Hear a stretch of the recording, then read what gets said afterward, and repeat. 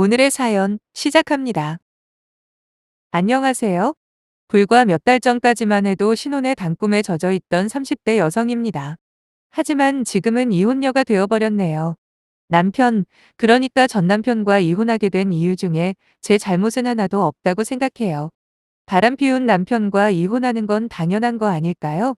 그런데도 시어머니라는 인간은 오히려 저보고 독하다고 난리를 치더라고요. 어차피 이혼해줄 거 돈만 받고 사라져주지 굳이 잘 될 수 있는 둘 사이까지 갈라놓았다고요. 근데 저만 바라보고 살겠다며 혼인서약까지 했던 놈이 다른 여자와 놀아난 상황에서 제가 그 둘 사이까지 걱정해줘야 하나요? 당연히 할 수 있는 한 최대로 복수를 하는 게 정상적인 거잖아요. 저는 그렇게 했습니다. 이혼 소송 걸어서 위자료뿐만 아니라 저와 이혼하고도 둘이 잘 사는 꼴 절대로 못 본다는 심정으로 남편과 그 상간녀 헤어지게 만들었거든요. 지금 이 상황에서 남편과의 과거를 회상하는 게 무슨 의미가 있나 싶지만 그래도 제 이야기를 제대로 들려드리려면 3년 전에 그 인간을 만났을 때부터 말을 해야겠네요. 이해하기 쉽도록 그냥 남편이라고만 호칭할게요. 심정 같아서는 별의별 상욕을 다 갖다 붙이고 싶지만 참겠습니다. 아무튼 남편을 처음 만난 건 제가 이직을 하고 나서였어요. 대학교를 졸업하자마자 광고회사에 입사한 저는 거기서 나름 탄탄한 커리어를 쌓으며 능력을 인정받다가 딱 3년 전에 좀 더 좋은 조건으로 같은 계열 광고회사로 이직을 했어요. 그런데 성공적인 이직을 축하해준다며 친구들과 술 한잔을 하고 있었는데 그때 제 친구 중에 한 명이 부른 남자들 중 한 명이 바로 남편이었죠. 솔직히 그때만 해도 막 이직하고 새로운 회사에 적응하느라 정신이 없던 때라 연애를 하고 싶다는 생각이 아예 없었네요. 그래서 그날 함께 술 마시고 놀았던 남자들에게는 큰 관심을 두지는 않았어요. 그리고 며칠 후 친구를 통해 남편이 연락을 해왔다고 하더라고요. 제가 마음에 든다며 중간에서 다리를 좀 놔달라고 부탁을 했다는 말에 전 기억을 떠올려 남편을 겨우 기억해냈고 그냥 한번 만나나 보자라고 생각했죠. 사실 세상에 어떤 여자가 자기한테 관심 있다는데 싫다고 하겠어요. 거기다 그날 왔던 남자들 모두 그럭저럭 봐줄만 했거든요.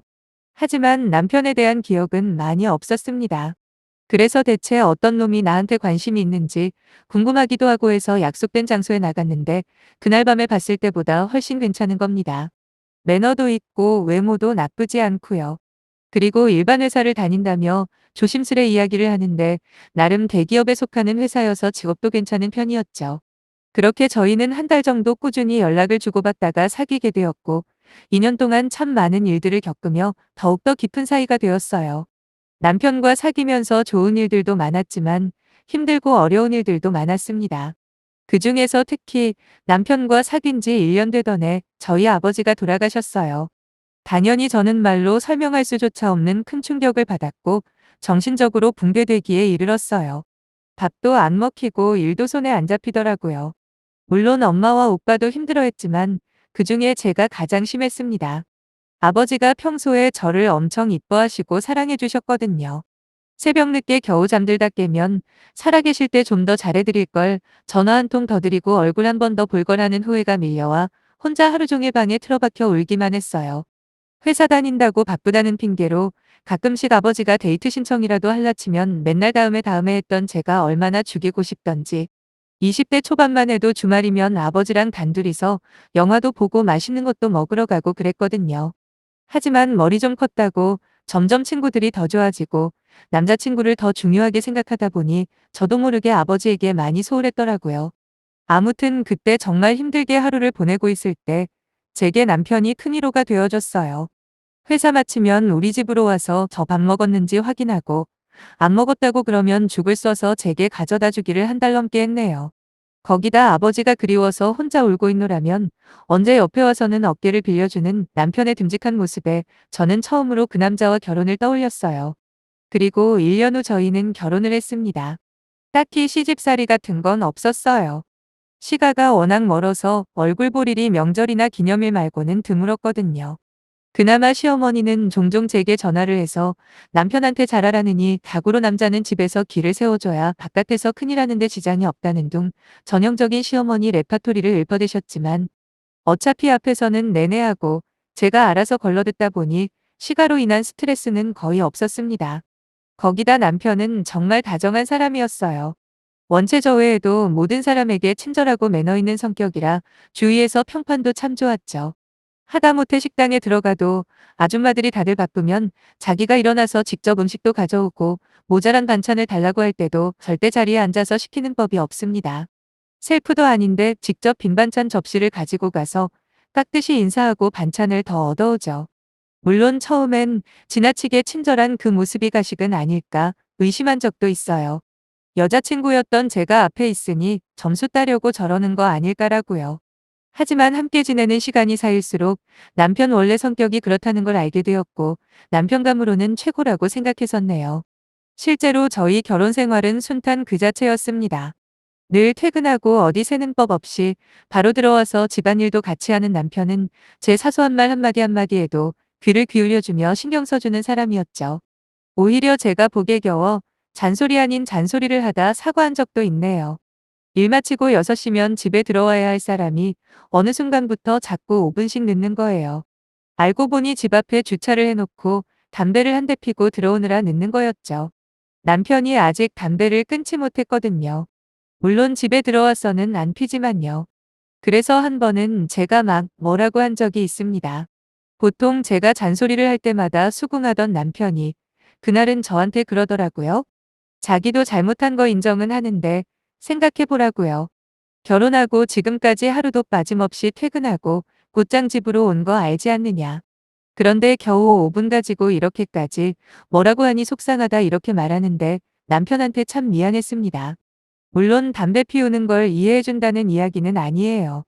하지만 반년 동안 퇴근하자마자 늘 집으로 바로 와서 살림하는 거 같이 하고 저와 시간을 보내려 노력했던 남편의 모습을 너무 당연하게만 생각한 것 같아서 나름 반성을 좀 했네요. 다시 본론으로 돌아와서 그러던 남편의 생활 패턴이 달라지기 시작한 건 결혼하고 6개월이 되던 시점부터였죠. 사실 그 당시 저와 남편에게는 몇 가지 큰 변화가 있었습니다. 우선 남편과 제가 비슷한 시기에 직급이 올라가는 바람에 한동안 둘 다 엄청나게 바빠진 거죠. 6시 땡 하면 집에 도착하던 남편은 그때부터 야근이다 회식이다 늦게 들어오는 날이 점점 많아지더니 가끔씩은 지방으로 출장까지 가더라고요. 물론 저 역시도 새로운 직책을 맡는 바람에 눈코 뜰 새 없이 바빠서 설마 남편이 바람을 피우고 있을 거라곤 꿈에도 몰랐고요. 거기다 비록 서로 바쁜 탓에 얼굴 볼 시간이 많이 줄긴 했지만 남편은 여전히 제게 다정다감하고 따뜻하게 대해줬기 때문에 더더욱 상상도 못했죠. 그런데 지금 생각하면 조금 이상한 점은 하나 있었네요.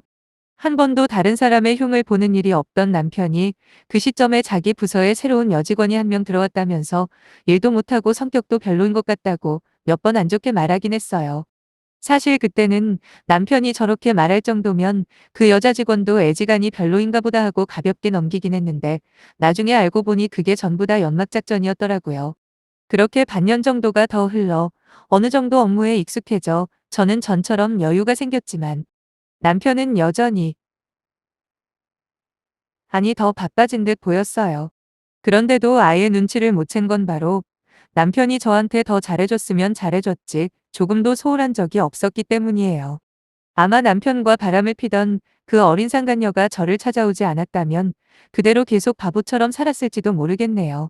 어느 날 모르는 번호로 걸려온 전화를 받아보니 웬 젊은 여자 목소리가 들렸고 자신이 남편과 현재 깊은 관계라는 이야기를 했을 때 전 정말 100% 누군가의 장난 전화인 줄로만 알았습니다.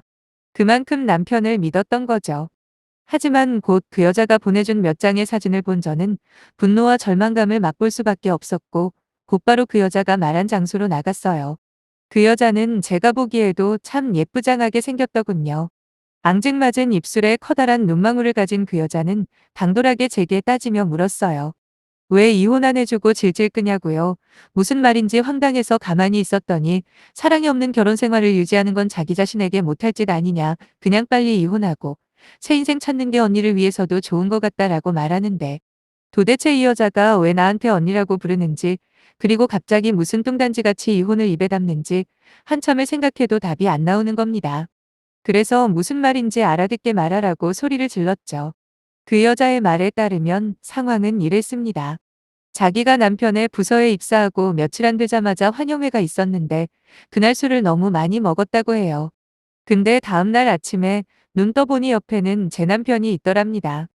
늘 친절하게 대해주던 남편에게 그 여자 역시 마음이 있었는데 유부남이라서 소가리만 하던 차에 그런 일이 생기니 그때부터 둘은 몰래 만나왔다고 하더군요. 그런데 문제는 남편 입장은 당시에는 몰랐지만 이 여자는 남편과 결혼까지 생각하고 있다는 겁니다. 그 이유는 남편이 그랬대요. 자기 와이프와 지금 이혼 직전이라고요. 몇 개월 안에 이혼 서류 접수할 예정이니 그 후에 정식으로 양가 집안에 인사도 드리고 결혼까지 하자고 했다는 거예요. 이 철없는 아가씨는 그 말을 철석같이 믿고 지금까지 남편과 만나온 거죠. 그제서야 상황이 대충 어떻게 돌아가는지 파악을 했고 전 아무 말 없이 최근 며칠 동안 남편과 카톡으로 대화를 주고받은 걸 보여줬습니다. 어리둥절한 그 여자에게 제가 그랬죠. 잘 살펴보라고 이게 곧 이혼할 부부의 대화 같으냐고 물었더니 현실을 인정하기 싫은지 아무 대답도 안 하는 겁니다. 생각 같아선 귀사댁이라도 한 대 후려갈기고 싶었지만 참았어요. 어차피 고소할 생각이었기 때문에 괜히 저한테 불리한 짓은 하지 말아야겠다 싶었거든요. 더 할 말 없으면 일어난다고 말하곤 가방 챙겨 나오려고 하는데 그 여자가 저를 잡으며 말하는 겁니다. 자기는 제 말보다 제 남편을 믿는다고 분명히 나이 많은 당신보다 젊은 자기한테 올 거라며 씩씩대며 저를 노려보는데 진짜 어이가 없더라고요. 그러면서 남편이 자기를 얼마나 사랑하는지 무슨 속사포처럼 떠들어대는데 도저히 못 들어주겠어서 바로 말을 끊어버렸습니다. 그렇게 마음에 들면 너 가지라고 대신 나를 우롱하고 농락한 대가는 확실하게 치를 각오는 해야 할 거라고 말하고 집으로 돌아오는데 그제서야 긴장이 풀렸는지 흐르는 눈물을 멈출 수가 없어서 골목구석에 주차시켜놓고 한참 동안을 쉬어라듯 울었네요. 세상에서 저보다 행복한 여자는 없을 줄 알았어요. 그리고 내 남편만큼은 평생 저만 바라보고 지금처럼 늘 다정할 줄로만 알았는데 한순간에 모든 게 무너지니 제 마음이 버티질 못하더군요.